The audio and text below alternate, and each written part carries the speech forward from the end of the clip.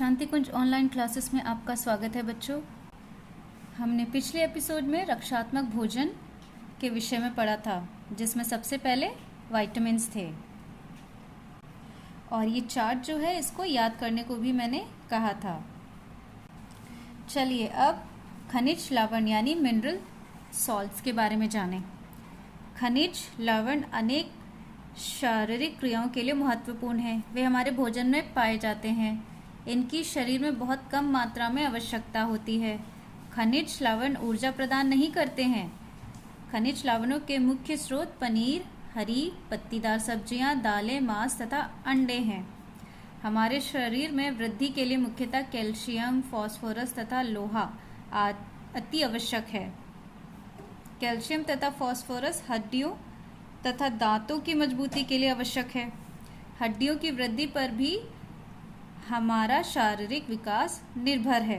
तो बच्चों, एक तरह से ये जो मिनरल सॉल्ट होते हैं, खनिज लवण, ये जो है हमारे शारीरिक क्रियाओं यानी कि जो फंक्शन होता है उसमें इम्पॉर्टेंट होते हैं।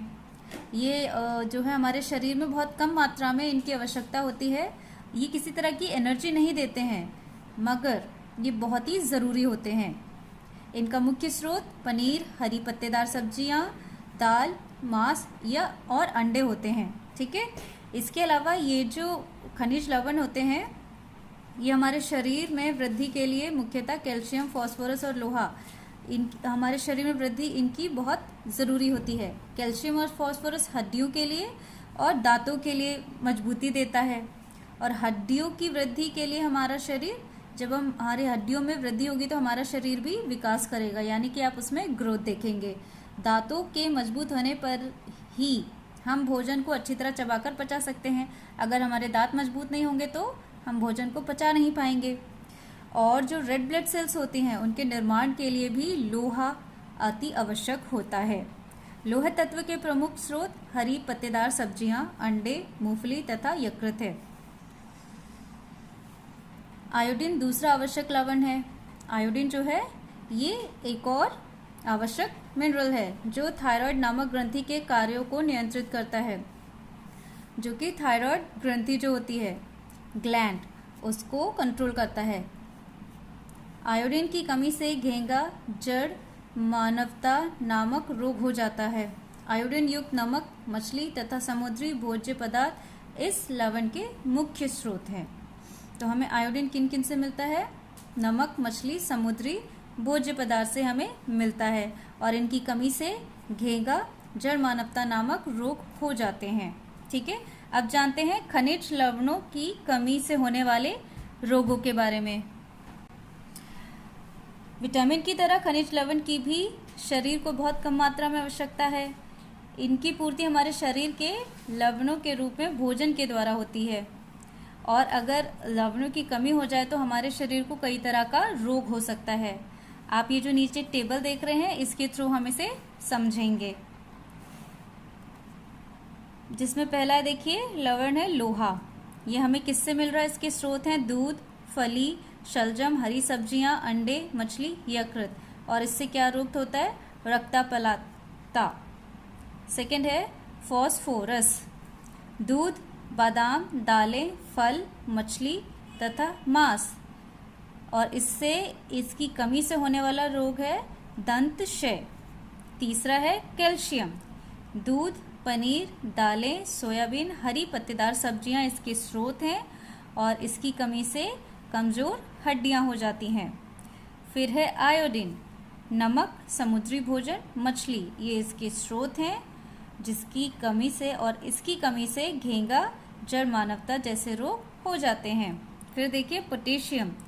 इसके स्रोत हैं हरी पत्तेदार सब्जी, दूध। और इसकी कमी से हमारा जो तंत्रिका तंत्र है यानी नर्वस सिस्टम, उसको अफेक्ट करता है। सोडियम की इसका स्रोत है दूध, हरी पत्तेदार सब्जी। ठीक है। और इसका रोग जो इसकी वजह से इसकी कमी से होता है वो है रक्तचाप यानी ब्लड प्रेशर। बच्चों, आप सभी इसे याद कीजिएगा। चलिए अब जानते हैं जल के बारे में। ये हमारे शरीर के लिए कितना आवश्यक है। जल हमारे भोजन का एक प्रमुख पोषक तत्व है। जल की लगभग आधी मात्रा हम भोजन द्वारा प्राप्त करते हैं, यानी कि जो भी हम खाते हैं उसमें जल की मात्रा होती है। फल सब्जियों में जल बहुता से होता है। फल और सब्जियों में पानी जो है बहुत अधिक मात्रा में पाया जाता है। जीवन की सक्रिय जल के बिना संभव नहीं है। जल जीवन के लिए मुख्य बहुत उपयोगी है। यह शरीर में महत्वपूर्ण भूमिका निभाता है।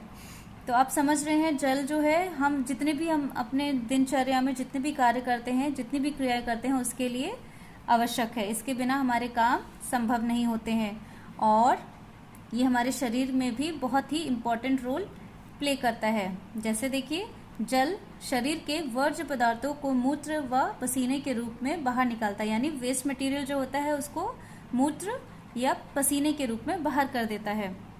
सेकंड है, यह भोजन, वर्ज्य पदार्थों, रसायन तथा गैसों के परिवहन में सहायक होता है। थर्ड वन इज पाचन तंत्र में जल जटिल यौगिकों को सरल यौगिकों में तोड़ता है, यानी कि डाइजेशन में हेल्प करता है।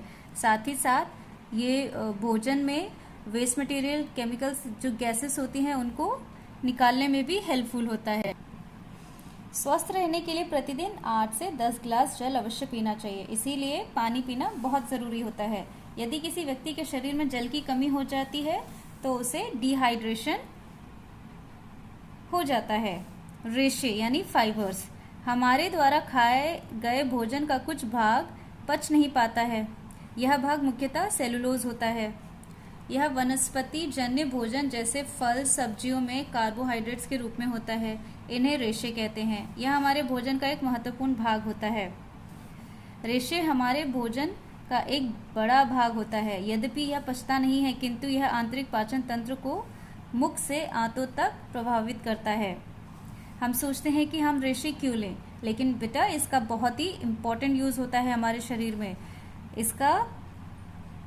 ये मुख से आंतों तक हमारे शरीर को प्रभावित करता है। पाचन तंत्र की मांसपेशियों को भोजन को आगे धकेलने के लिए इन रेशों की आवश्यकता होती है और इसका यूज डाइजेशन में भी होता है। तो बच्चों, आज के लिए बस इतना ही। इसे पढ़ें और समझें। तब तक आप सभी अपना ध्यान रखें, स्वस्थ रहें, सुरक्षित रहें।